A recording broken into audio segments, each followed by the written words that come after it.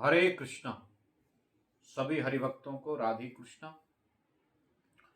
और आज सप्तम अध्याय की कहानी मैं आपको सुनाता हूं। और ये जो सप्तम अध्याय का पाठ है बड़ा ही सुंदर और घर के पितरों को बड़ा लाभ देने वाला है। जिनके घर में भी अशांति रहती है या पित्रादि का दोष है तो उनको चाहिए कि जिस दिन उसकी तिथि होती है उस तिथि पर इस सप्तम अध्याय के महात्म्य की कथा अपने पितरों के निमित्त करे और जल का संकल्प करके उनको छोड़ दे तो इससे उनके पितरों को बड़ी शांति मिलती है। भगवान शिव कहते हैं पार्वती से कि अब मैं सप्तम अध्याय का महात्म्य बतलाता हूं जिसे सुनकर कानों में अमृत भर जाता है। पाटलिपुत्र नामक एक दुर्गम नगर है जिसमें गौपुर द्वार बहुत ही ऊंचा है। उस नगर में शंखकर्ण नाम का एक ब्राह्मण रहता है और वो ब्राह्मण वैश्यवृत्ति से वनियावृत्ति से अपना आश्रय लेकर के धन कमाता है और स्वयं ही खा लेता है, किंतु अपने पितरों के लिए कुछ नहीं करता है। जो मनुष्य धन कमा करके अपने आप ही खा लेता है या फिर जो अपने लिए ही धन का उपार्जन करता है, अपनी पेट पूर्ति के लिए जो कर्म करता है, उसको शास्त्रों में चोर की संज्ञा दी गई है, उसको बड़ा कंजूस की संज्ञा दी गई है। तो वो धनोपार्जन करता है लेकिन अपने स्वार्थ के लिए राजाओं को, बड़े धनपति सेठों को भोज देता है, लेकिन धर्म अनुकूल कोई आचरण नहीं करता है। न कोई देव यज्ञ करता है, न अग्निहोत्र करता है, न अपने पितरों के निमित्त कोई दान करता है, न पुण्य करता है, किसी प्रकार का कोई सात्विक कर्म नहीं करता है। तो एक समय की बात है, उस ब्राह्मण ने अपना चौथा विवाह किया। बहुत विवाह किए और चौथा विवाह करके अपने पुत्र और बांधवों सहित यात्रा करी। मार्ग में आधी रात के समय जब वो सो रहा था तो सोते समय उसकी बाह में एक सर्प ने काट लिया। एक काला सर्प आकर के उस बाह में काट लिया। उसके काटते ही उसकी अवस्था मूर्छित हो गई। मंत्र किया, औषधि किया, बहुत उपचार दिए, लेकिन उस ब्राह्मण की कोई रक्षा नहीं कर पाया। उसने अपने प्राणों को त्याग दिया।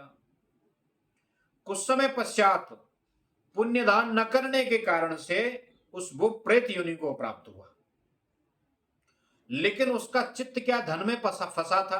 शास्त्रों में ऐसा कहते हैं कि अंत में जैसी मति होती है वैसी गति होती है। तो उसका धन में चित्त, उसका धन में फंसा था, उसका मन तो धन में फंसा हुआ था। तो उस धन की वासना के कारण से और उसका सर्प योनि में जन्म हुआ। वो सर्प योनि में चला गया और सर्प बन गया। और फिर क्या हुआ, उसने पूरा वृतांत जब उसको स्मरण हुआ, पूरी की पूरी स्थिति उसके सामने आई, तब उसने अपने स्वप्न में अपने पुत्र को उसने स्वप्न दिया और स्वप्न में क्या कहा कि मैं प्रेत योनि में, सर्प योनि में पड़ा हुआ हूं और अमुक जगह मेरा धन गड़ा हुआ है और उसको कुदाल से जाकर के तू खोद ले और खोद करके तू उस धन को ले ले। पुत्र ने क्या किया, उसके पुत्रों ने क्या किया कि जा करके सुबह सुबह कुदाल लेकर के, फावड़ा लेकर के और वहां खोदने के लिए धन को पहुंच गया। तो जैसे ही देखा उसने, जो उसका पिता था सर्प योनि में, वो भयंकर सर्प बन करके सामने प्रकट हुआ और उसने कहा, वो मूढ़ तू कौन है और किस लिए यहां आया है और ये यहां खुदाई क्यों कर रहा है। तो उस पुत्र ने स्वप्न की सारी बात उनको कह के सुनाई। उसने कहा कि मैं आपका पुत्र हूं, मेरा नाम शिव है, मैं रात्रि में देखे हुए स्वप्न से विस्मित होकर के यहां सुवर्ण यानी कि सोना लेने की आशा में आया हूं। पुत्र की बात वाणी सुनकर वह सांप हंसता हुआ उच्च स्वर से इस प्रकार स्पष्ट वचन बोला, यदि तू मेरा पुत्र है तो मुझे सिरगिरी बंधन से मुक्त कर। मैं पूर्व जन्म में गड़े हुए धन की पूर्व जन्म में गड़ेयो धन के कारण से सर्प योनि में पड़ा हूं, इसीलिए तू मेरा उद्धार कर। तब पुत्र ने पूछा कि पिताजी आपकी मुक्ति कैसे होगी? तो उसने कहा कि बेटा, गीता के अमृत में 7वें अध्याय को छोड़कर मुक्त करने में मुझे न तीर्थ, न दान, न तप, न यज्ञ कोई समर्थ नहीं है। केवल गीता का 7वां अध्याय प्राणियों के जरा और मृत्यु आदि दुख को दूर करने वाला है। हे पुत्र, मेरे श्राद्ध जिस दिन तिथि होती है, जिस दिन उस व्यक्ति का मरना होता है, उसको श्राद्ध तिथि बोलते हैं।